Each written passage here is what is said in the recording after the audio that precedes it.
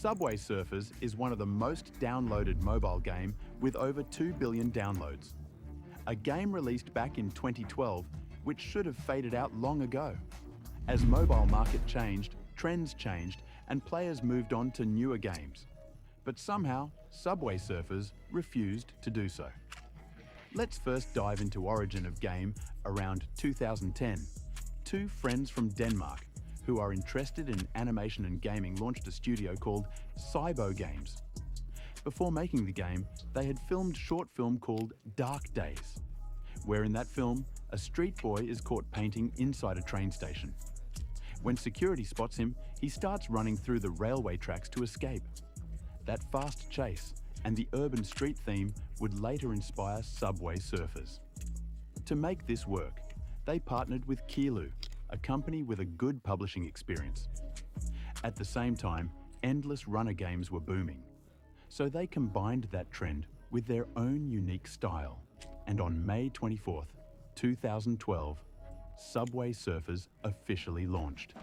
But things did not go exactly the way they would have hoped at first, because the endless runner market was already dominated by Temple Run, which had built a massive global fan base, making it extremely difficult for any new runner game to compete. But within a few years, Subway Surfers would completely overtake Temple Run and become one of the most downloaded mobile games in the world.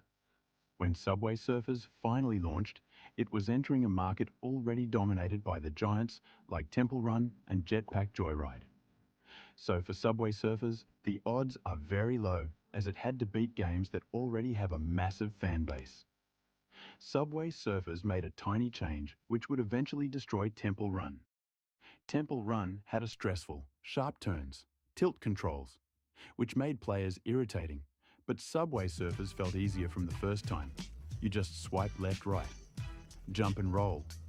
Temple Run had darker and more realistic theme, which isn't that attractive.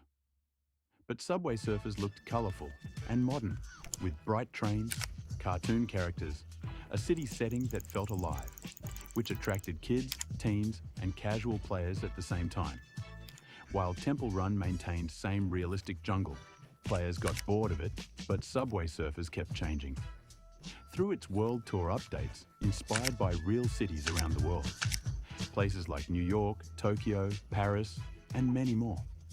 Each update changed the map style, colors, music vibe, and characters. So the game always felt fresh, and within only 8 months, it crossed 100 million downloads. By 2015, it had reached 1 billion downloads.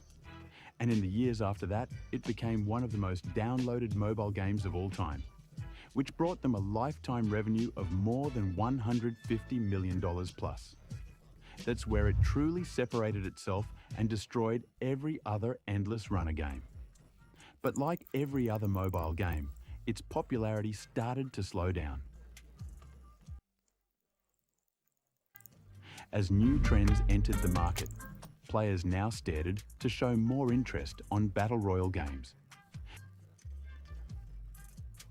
Short-form content started to explode on TikTok, YouTube, and Instagram. Suddenly, simple gameplay videos started to gain popularity. You probably saw it yourself. Oh my god, my tail! Then, in 2022, IShowSpeed went viral after live streaming himself trying to beat the Subway Surfers world record, which brought millions of views.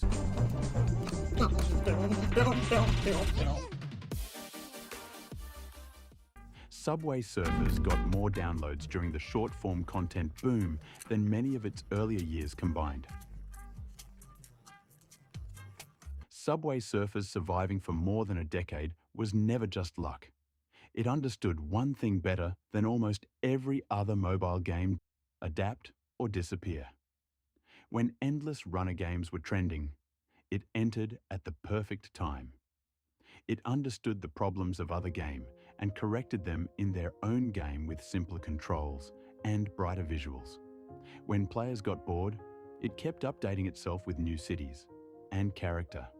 When Battle Royale theme dominated the market, Subway Surfers did not disappear like other games.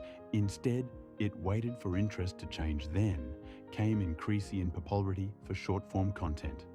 It got more downloads during the short-form content era than many of its earlier years combined.